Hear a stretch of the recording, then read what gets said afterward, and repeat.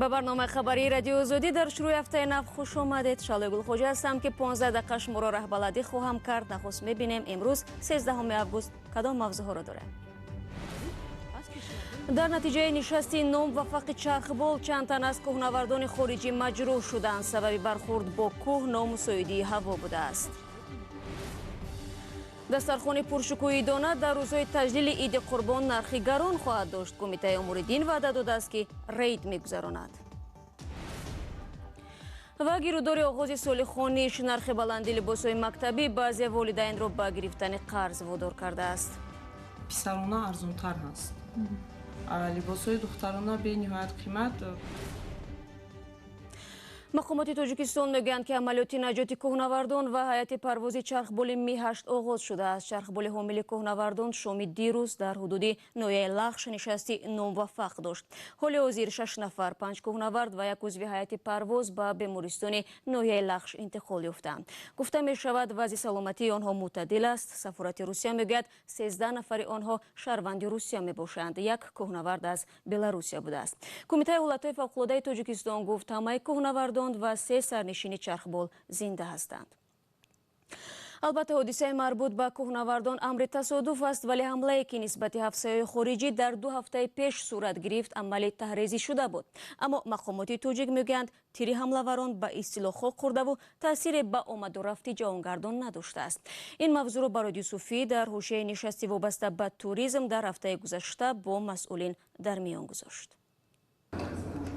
کمیته رشد سیاحی تاجیکستان هدف اصلی دهشت‌افکنان که حمله خونین به گردشگران در دنقره را انجام دادند ناموفق عنوان کرد. به قول مسئول این کمیته پس از این عمل تروریستی نیز جریان بازدید سیاحان خارجی از تاجیکستان کاهش نیافته است.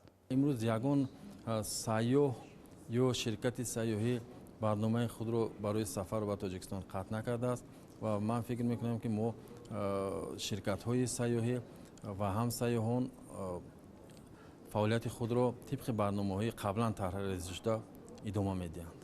پس از حمله تروریستی و کشته شدن 4 گردشگر خارجی در تاجیکستان، رئیس کمیته رشد سیاحی تاجیکستان با والدین 2 سیاح کشته شده آمریکایی از طریق اینترنت تماس داشته به نزدیکانشان عرض تسلیت کرده است. در ضمن والدین 2 سیاح کشته شده آمریکایی از تأسیس یک بنیاد خیریوی برای رشد جهانگردی از طریق دوچرخه خبر دادند.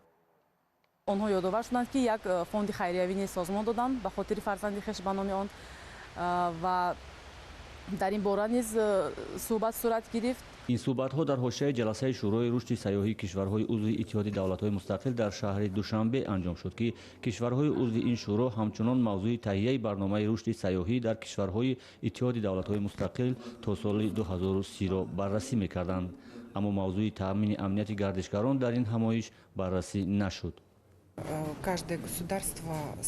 طبق مقررات سازمان ما تامین امنیت سیاحان وظیفه جداگانه هر کشور است و به این دلیل در برنامه رشد سیاحی اتحاد دولت‌های مشترک این نکته ذکر نمی شود.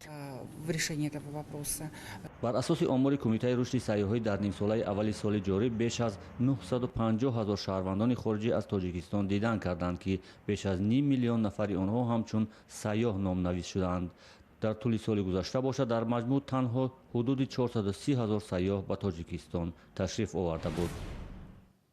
رو می‌رویم به موضوعهای دیگر. دادگاه شهر بختر حکمش را نسبت زن 73 ساله که ساکن ولایت ختلان است اعلان نمود. ماموران اداره مبارزه با مواد مخدر ولایت رهبر امین و را بهار امسال دستگیر کرده.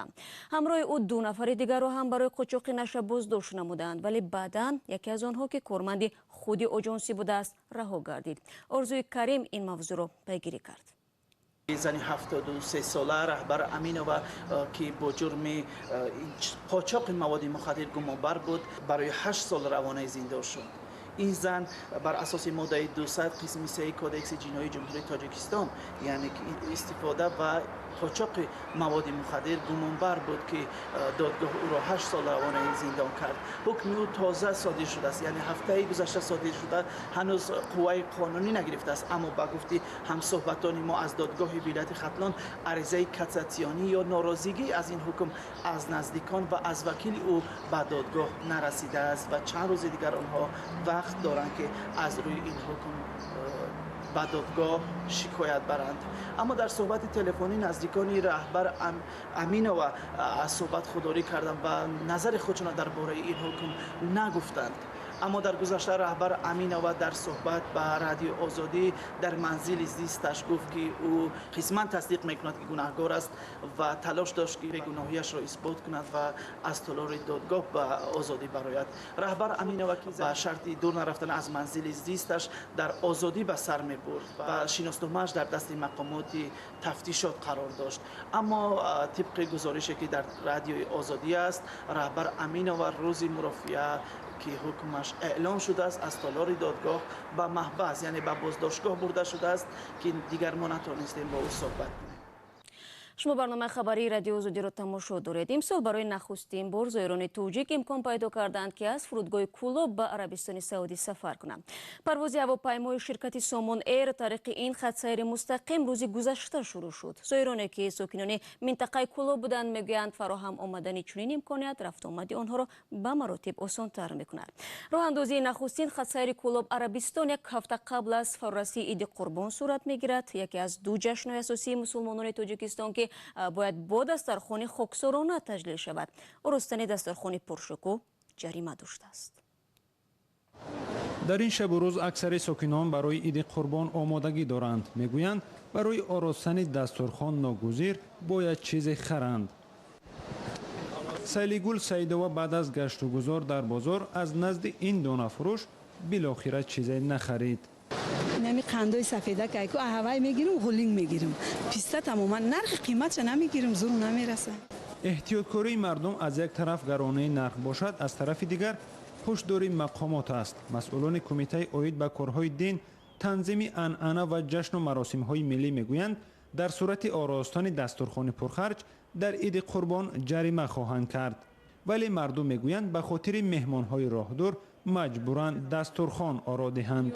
ما هم در وقت عید قربان مهمانا خانه خشت برامون میبیایند و خبرگیری، مثال یک دسترخوان یک چای دم کردن در کار، همین دسترخوان هم همین چای و همین چین همین زور است میکنیم، آماده میکنیم. کلون نمیکنیم، همین مایده میندویم، خیلی نمی بچه‌مون همین دو سه جوراشون میان برمیان. یکون جو میریم دو فوت میخونیم خسته میایم، ما نمیشنیم نمیخوریم چی. فروشنده ها میگویند در چند سال اخیر توصیه و هشدارهای مقامات تاثیرگذار بوده است. در چند عید اخیر بازار صاحبکاران مثل پیشینه گرم نمی شود. که نظر به پیشتر خیلی کمتر شدگی خیلی کم میخرند. مسئولان کمیته دین میگویند امسال در روز عید قربان در منزل شهروندان رید میگذرانند و هدف از آن هم پیشگیری از بالاروی نرخ‌ها در بازار است. از آن هنوز هم مشکلات در این عرصه جای دارد که یکی از آنها محض همین آراستن دسترخوان‌های پردبدبه عیدانه به حساب می‌رود. حجم جریمه را برای ویران کردن قانون تنظیم دادگاه معین می‌کند، ولی آن برای شخصان واقعی 5000 سامانی مقرر شده است. اقدام اخیر کمیته دین برای جلوگیری از دسترخوان‌های پرخرج را برخی کارشناسان نقض آزادی‌های شهروندان می‌دانند. برنامه را ادامه میدیم. هر سال در استانهای سال نو خانیش تردد والدین هم زیاد می شود. اکثر پدر و مادران کوشش میکنند فرزندان با لباس و کفش و جزدان نو و زیبا تحصیل را شروع کنند. اکثر خانواده ها در تاجیکستان حداقل از 2 تا 4 خواننده دارند و سر و لباس مکتبی را هم وابسته به جیبشان میخرند. برخی از آنها شکایت دارند که امسال نرخ لوازمات مکتبی به مراتب گرانتر شده و آنها را قرضدار کرده است. امردین اولیموف با تفصیلات بیشتر. ماه اوگوست برای موزونه ماهی سرخرج و سرتردد است. او 3 فرزند دارد که 2 نفرش در مکتب تحصیل می کنند. برای آنها تا حال 1500 سامانی خرج کرده است. اما با این کارش تمام نیست و معاش نوبتی را انتظار است. پسر تقریبا یک 600-700 سومون رفت، از اون سببی که پسرانه ارزونتر هست. لباسای دخترانه به نهایت قیمت، با دخترم انی گفتن نمیتونم برای اینکه از همه چیزش رو نخریدم. موزونه در یک شرکت خصوصی کار میکند و درآمد ماهانه خانواده‌اش حدوداً 4000 سامانی است. میگوید اگر از 2 ماه پیش نقشه نمیکشید احتمال حالا این کار برایش خیلی مشکل بود، چون به گفته او نرخ لباس مکتبی به فرق از سالهای قبلی گران شده است. خودی فروشنده ها سبب را در آن می‌بینند که دلار بلند شده است میگویند. موضوع توانست بدون گرفتن قرض فرزندان را به مکتب آماده کند. زیادند والدانی که برای با سر و لباس نو به مکتب گسیل کردن فرزندان خود مجبور میشوند قرض بگیرند. مقامات امسال برای کمک به والدان در خریداری سر و لباس و لوازمات مکتبی اقدام‌های را روی دست گرفت. شروع از ماه ایول در 4 ناحیه شهر یارمرکه لباس‌های مکتبی تأسیس یافت. ما کوشش می‌کنیم حداقل ارزان‌تر بکنیم با فروش بروریم چیزامون. کرتا کاستوم 250 تومان میفروشیم. صفتش خوب است. بله. باز هست کمتر صفتی پستر است، ارزان‌تر است از این. چند تومان است؟ وای میشه 230 125 میشه. اگر برای یک کودک از عائله کمبیزاعت تا 600 سومانی خرج شود، عائله‌های دارو برای آماده کردن یک فرزند خود به مکتب تا 2000 سومانی و بیشتر از آن صرف می‌کنند. علی جان هم برای پسرش شیم و کاستیوم می‌خرد. ما کار میکنیم، ما فکر در زندگی برای چه؟ برای همین برای کی میکنیم؟ آدم مثلا 10,000 خانچوی میخره میره کار میبره، آدم مثلا بوتربرد میخره، آدم مثلا که شیرچوی میخره، آدم از زندگیش چیشه شروعشه. ظاهراً این یارمرکه‌ها حال و سیر آدم نیستند. مقامات تاجیکستان در چند سال اخیر کوشش دارد لباس‌های مکتبی استحصال وطنی بیشتر وارد بازار شود.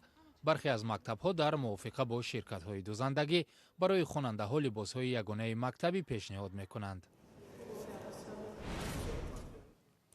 و سران 5 کشور 12 август مقام حقوقی بحر کاسپی را که در ایران همچون بحر خزر نام برده می شود معلوم نمودند. رهبران دولت‌های ساحل بحر کاسپی بعد 12 سال بحث بالاخره به سازش رسیدند و اعلامیه مشترک را قبول کردند. به باور رؤسا حال مقام حقوقی شرایط نو را برای رشد همکاری نزدیک در عرصه‌های مختلف فراهم می‌سازد. ادامه موضوع از طاهر سفر.